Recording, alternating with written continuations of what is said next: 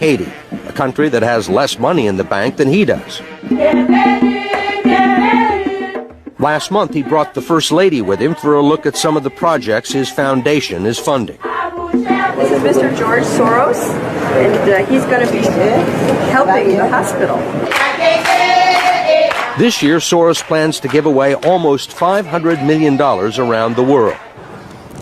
Everyone knows, of course, Hillary's belief that it takes a village, which only makes sense, after all, in places like Haiti, where she's taken a number of them.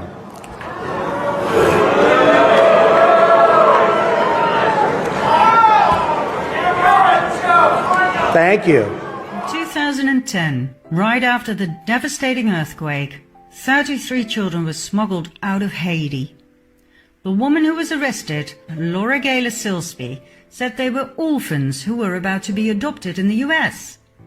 Upon investigation, however, it turned out most of these children were not orphans. They were later reunited with their parents. Furthermore, there were no adoption papers to be found. These kids had simply been abducted, stolen from their parents. Who exactly is this Laura Silsby? First of all, she was on the board of directors of Alert Sense, the company that provides the technology for Amber Alert. Amber Alert is the broadcast emergency response to recover abducted children. Isn't that an interesting paradox? A convicted child trafficker? Yes, she was found guilty and convicted, connected to Amber Alert, set up to rescue children? Secondly, this lady is the founder of the Baptist organization New Life Children's Refuge, an orphan rescue mission for Haiti. Sounds to me like she had a ways to smuggle children out of the country real easy. Nice cover.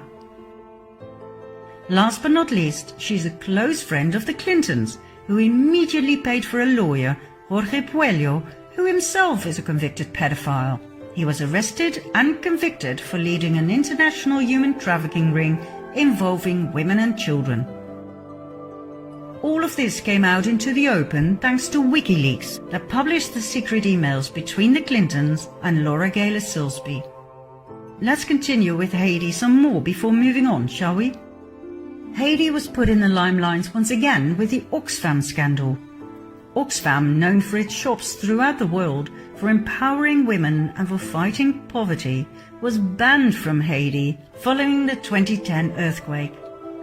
There were orgies with prostitutes, some of which were underage, in other words, with children. Leaked emails further confirm that $3 million were diverted from Haitian relief funds via the Clinton Foundation to pay for Chelsea's extravagant 2010 wedding. When Trump called Haiti a shithole, the whole world went mad. But he was right. What he referred to was what the so-called non-profit organizations had turned the island into after the earthquake. The Red Cross collected $500 million for Haiti, and all it did was build 6 houses. The Clinton Foundation ruthlessly misappropriated the earthquake donations from international donors and got away with it. Klaus Eberwein, a former government official of Haiti, due to testify about the Clinton corruption, was found dead with a bullet in his head only days before the trial on July 12, 2017. Monica Peterson, the young social anthropologist who went to Haiti to investigate human trafficking on the island and who tweeted some critical thoughts about the Clinton Foundation, was found dead by hanging shortly after, in November 2016. Her death was ruled suicide. And when surgeon Dr. Dean Lorek openly vented his disgust about the corruption by the Clinton Foundation that he himself witnessed while trying to save lives on the island, he too ended up dead. In December 2017, he was found on the bathroom floor of his apartment in New York with a knife in his chest. His death too was ruled suicide. But hey, let's not dwell on the many suicides surrounding the Clintons. Let's go back to one of Q's often repeated sentences. Symbolism will be their downfall. In 2007, the FBI released a bulletin with symbols used by pedophiles to identify their sexual preferences and to communicate where to find both each other and their prey. The blue triangles identify boy lovers, the pink hearts are for girl lovers, and the butterfly is for child lovers in general. These pedophile logos will indeed be their downfall. They are in plain sight, for they never thought people would wake up and see. And just like we saw with Amber Alert, it's the organizations that claim to protect children that actually use pedophile logos. For instance, the International Adoption Clinic. New Star Kafala, a Muslim adoption and child advocacy agency. This is the logo for their HOPE program, helping orphans progress emotionally. Then there's the Pacific Crest Trail Association. It changed its logo in July 2017 after the pedophile connection in the capital A was discovered by the public. Now, I'm not saying these organizations are proven pedophile dens. I'm merely pointing out the interesting choice of logo, which of course could be totally based on coincidence. This logo eerily resembles the boy lover symbol. It was used by the Pierre Elliott Trudeau Foundation, set up by the Canadian Prime Minister Justin Trudeau in honor of his father. This logo was on the 2015-16 annual report. Then there's Alpida, a Canadian refuge charity. Alpida was founded by the Radcliffe Foundation, set up and owned by Frank Giustra. Now, apart from the interesting choice of logo, there are a few things about Mr. Giustra that fascinate me. First of all, he's a major sponsor to the Clinton Foundation.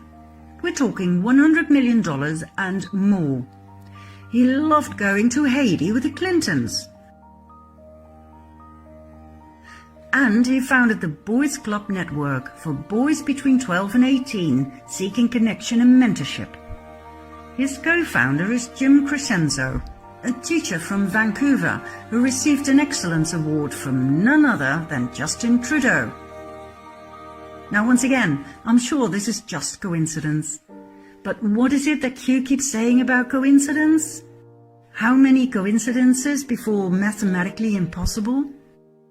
For someone who claims to be a decent family man, Justin Trudeau sure has some interesting friends. Take Christopher Ingvelson, a Canadian private school teacher, convicted for the possession and distribution of child porn. For many years he was Trudeau's friend and roommate. Then there's his best friend Peter Dalgleish, the world-renowned humanitarian who was caught in the act in Nepal with 2 children aged 12 and 14. He was the founder of Street Kids International and the Trails Youth Initiative program. Now, I'm sure these programs do great things for kids, but why choose pedophile logos? And why are so many set up by registered and convicted pedophiles and sex offenders? I mean, if you're a pedophile, wouldn't it be great to have your own child protection program? To have access to all those lovely children to pick from? Mind you, these children often come from troubled backgrounds. Some have criminal records. Many suffered from neglect and abuse in early childhood. Easy prey, and no concerned, loving parents to protect them.